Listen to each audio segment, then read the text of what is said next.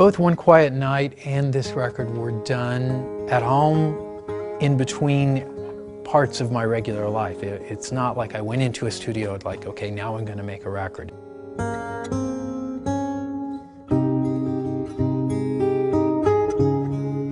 It's very intimate. I mean, it's really just kind of me playing in a very small place, really to the mic, which then becomes the audience.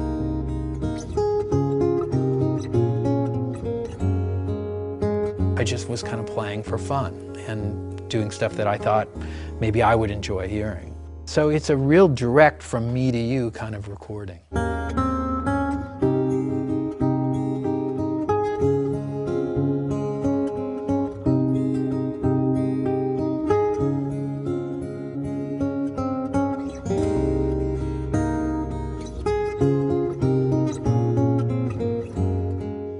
A lot of the tunes that I picked for this are tunes that over the 10 years or so that I've been bringing the baritone guitar out on the road with me, that I would just play, you know, kind of at a sound check or something, and somebody would say, wow, you know, where can I get your version of that song? Where did you record this? And I was like, you know, I've never recorded any of these.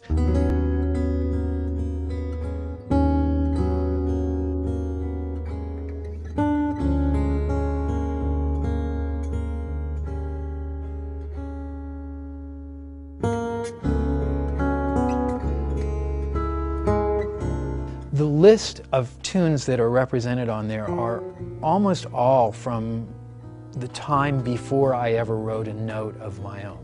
A lot of them are before I even played an instrument. And just songs that for whatever reason I've always loved and have always kind of felt some connection to. But what is interesting, as I sort of got under the hood of each one of these songs, was to sort of see kind of in more musician-y terms what it was that really grabbed me about it.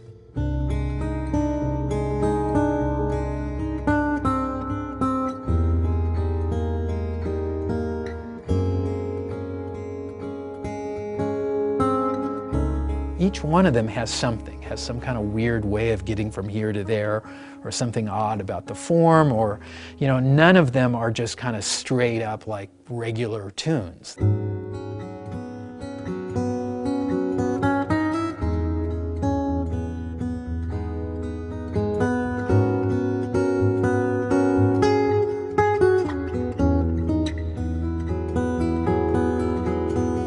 In a conventional baritone tuning, it's a little bit muddy, and I actually had a baritone guitar for years and didn't really quite know what to do with it until I remembered this tuning that a guy from my hometown in Missouri had showed me when I was a teenager.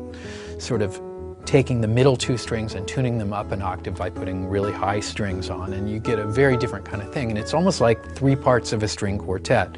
The top two strings are like a viola, the middle strings are like a violin, and then the bottom two strings become like a cello.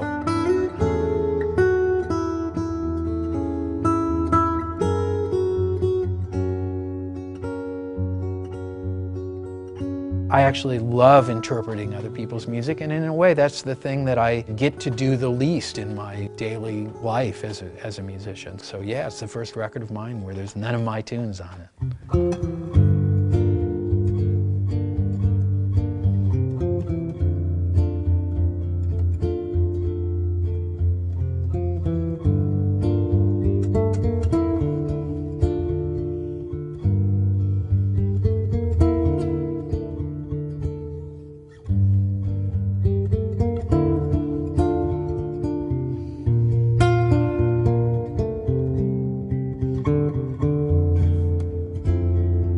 I really try to make, not just in the solo record department, but in general, I try to make each record have a very distinctive something about it, that it's really about that. And in the case of this record, it's certainly, you know, about the playing and the performance, but it's also about these songs.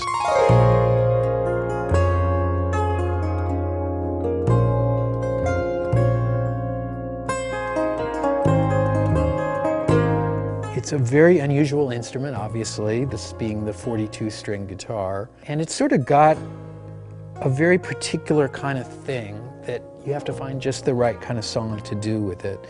So somehow Sound of Silence sort of started popping out And I did a version of it one night, and that's what ends up leading off the record.